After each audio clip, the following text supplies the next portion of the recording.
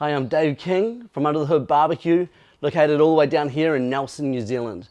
And today we're going to be experimenting with beef shorties. That's right, we're going to be discussing which way is best, the trimmed versus the untrimmed rack. Why don't we cook them both and let's figure out which way is best. Let's go. Alright, so why are we even doing this experiment? Well, last year I went back to Tauranga and some friends of mine, guy called Chris Higgins and Nathan Smart, we were cooking beef shorties together and they couldn't understand why I would remove the membrane and why we would remove the fat cap, because fat equals flavour, right? Well, that was the only way that I knew. It's the way that I had been taught, which is that you remove that membrane and you keep the fat cap on. Well, the more I researched, the more I looked into it, I realized that there is really a school of thought that says keep the fat cap on, don't even bother removing the membrane. In fact, when I did a YouTube recently of this in the Great Barbecue Showdown, somebody even commented to me, don't remove the membrane, you've just ruined your ribs. So today I want to find out in person how they work. So let's come and have a look at these ribs now. So number one, we've got one rack of ribs that we've got here. We've just removed the small ribs, so it's a rack of 4 ribs of shorties. Fat cap is on and all that silver skin and everything's still on. We've kept the membrane on this one over here. Then for this other one, we've removed the fat cap. We actually went to our butcher and we actually had our butcher actually trim these up for us. He removed that fat cap absolutely beautifully. He removed that membrane as well. It just saved us a lot of work on doing it ourselves. Normally I do it myself, but for YouTube, let's get it done properly. So here we go. Fat cap is now gone. Membrane is now gone. Fat cap is on. Membrane is still on. So this is what we want to do. Today we're using the 4 Saucemen, the beef rub, and we're also using the good oil right here. And we're going to start by simply let's rub them down and let's season them up.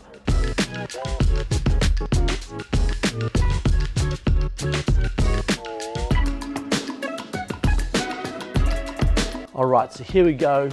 2 ribs seasoned up beautifully, one with the fat cap on, one with the fat cap off. And I'm going to be interested to check this things for things like smoke penetration, in terms of does the smoke actually get a good smoke ring on with the fat cap on? Which way do they actually pull? Does the membrane stop them from actually pulling out of shape, or does it keep them in? Also, does the seasoning penetrate all the way through? So what we're going to do is we're going to grab these both, we're going to throw them under the hood, we're going to cook them. And for the sake of just checking these out, I'm going to probe them up so I can see does one cook even faster than the other. Well, that's our prep work done. Last thing left to do. Let's get this lot under the hood. So we've actually recorded another video already on barbecue short ribs, the Great Barbecue Showdown. And in that video, we asked the question, which barbecue would cook the best rack of ribs? In that, we experimented on the Weber Smoke Fire, on the Oklahoma Joe, on the Weber Master Touch, and of course on the Weber Smoky Mountain. And today we're just going to use the Weber Smoky Mountain because it's going to cook 2 racks of ribs nice and evenly. So why don't we just look at the Weber Smoky Mountain. All right, so here we go, 2 ribs. This one over here is our trimmed shorty, and this one here is our fatty shorty. And I've probed them both up to actually be able to see what's going on. They're both the same temperature right now. What's interesting at this is that the fatty one actually feels bigger, it feels more chunky. Obviously, we haven't removed any fat off this. So it'll be really interesting to see even on cook times and things like that. So well, we'll check back in over the cook, over a couple of points as we spritz and see as it comes up. Other than that, can't wait to taste and check them out later on. Let's cook them up, let's go. So we are about 3 hours in. Come and take a look at this. And you can see here, this is our trimmed shorty. And you can see here it's puffing back, pulling back on the bone. And I did wonder whether or not the membrane on this, the fatty, would make a difference. And it hasn't really in terms of the way the bones are pulling, but it has done in terms of the way that that fat is going. It's just pulled that seasoning right back off it. Whereas over here, it's more still evenly spread. It's basically moving with the fat rather than actually with the meat itself. Gonna give it a good spritz with apple cider vinegar, water mix. And as far as the cooking temps are concerned, they're about the same, within a couple of degrees Fahrenheit of each other, around about the 185 already, and that's after 3 hours. So these are cooking really fast. This is one of the amazing things about beef short ribs. That's why this rather than brisket. For brisket, we would have started this morning about 5 a.m. rather than we actually started about 9:30. So hey, there you go. Let's give it a spritz back under the hood as we keep on cooking. Well, we are about 6 hours in now. Check this out. This is one thing that I'm going to tell you is better than what we do with brisket And beef cheeks is you don't need to wrap these at all. You just keep on spritzing them about every hour. You let this bark sort of set in. You can see now how they've actually popped right up. I don't know if you can see that. They've popped right up as they've shrunk back on the bone.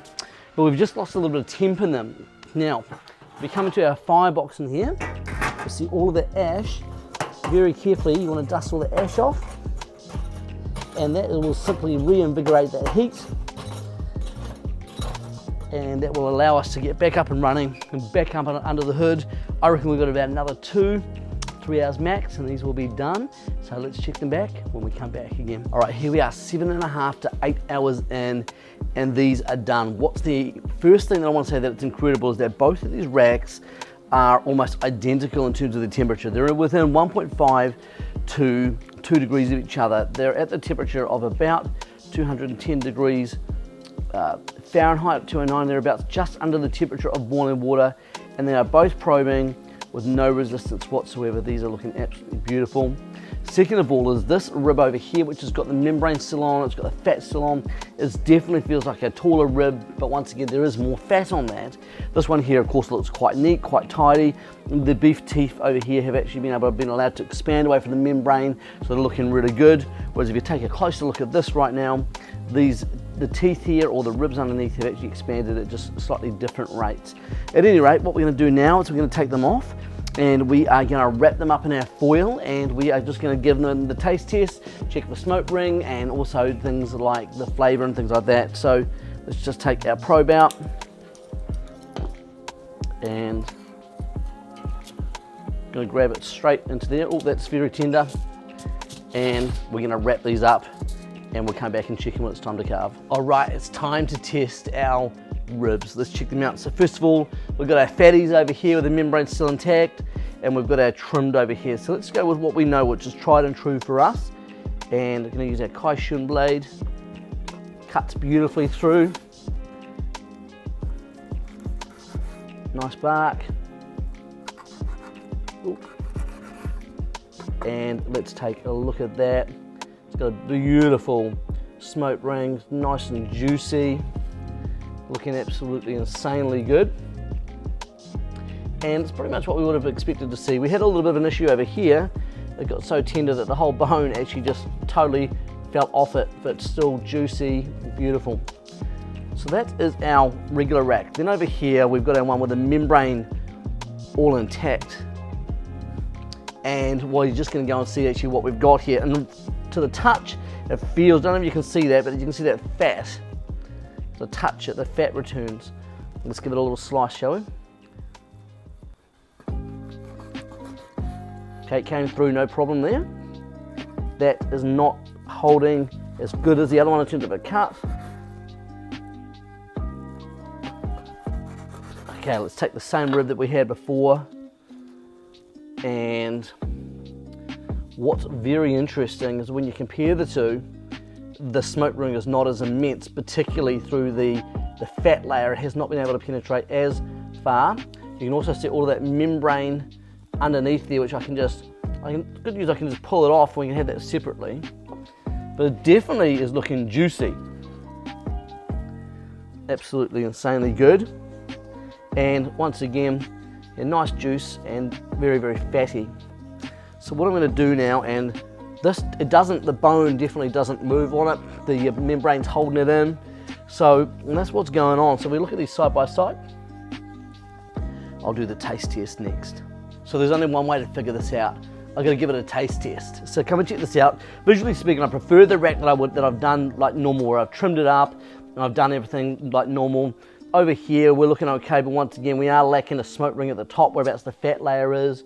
So let's start with my regular rack of ribs, and I'm just going to get messy with this. I'm sorry. Let's take a full bite.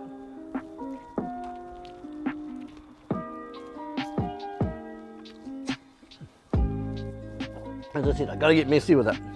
So you can still feel a little bit of that membrane, but you can see it's kind of biting clean off the bone, and it's juicy. Amazing. At this point, I want to highlight that even though we had a red rub on it, it's not, the bark is still black. So some of these blackout ones don't really matter.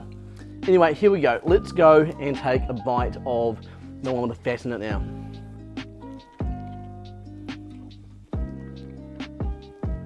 The juice is amazing. The fat is definitely more pronounced. But to get that membrane off the bottom, it's definitely attached.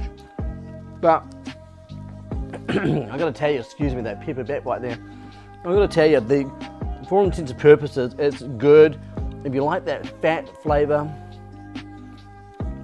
it's not bad. In terms of actual overall flavor, I mean, there we go, that bone's now come out that I've actually removed that membrane off the bottom. If you like the overall flavor of that pepper, I feel like this one actually penetrated deeper and into the meat. Well, it's been a fascinating experiment for me. I think I'd go the extra way, remove the membrane, and I would actually remove the fat cap. That's the way I prefer to do it. I think that's the way I'm gonna stay doing it. But hey, at the end of the day, barbecue's about doing things your way, which means that choose your lane, stick in it, whatever you do, don't tell somebody else that their way is wrong. You've got to make sure that you do it.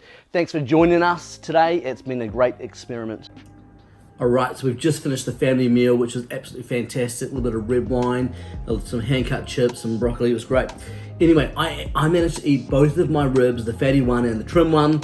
My boy Nathan, who has a lot of meat, he said to me it was maybe a little too rich for him.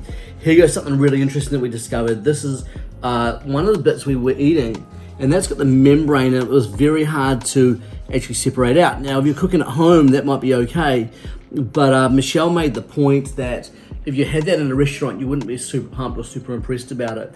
So I got to tell you that I'm giving the winner of this tonight solely and quite heavily towards the trimmed and the membrane removed. But once again, you do you. That's the way that you got to go. Thanks for joining us. Well, thanks for joining us for yet another awesome YouTube video. If you have enjoyed what you've seen here, we've got lots of other videos you can check out on our channel. Remember to like and subscribe. Also, our main channel is over on Instagram. You can do that. And if you ever want to come down to Nelson, New Zealand for a masterclass, we are running them almost every month at the moment. Also, grab a bottle of Under the Hood sauce at a store near you real soon. Thanks for coming, guys. Amazing.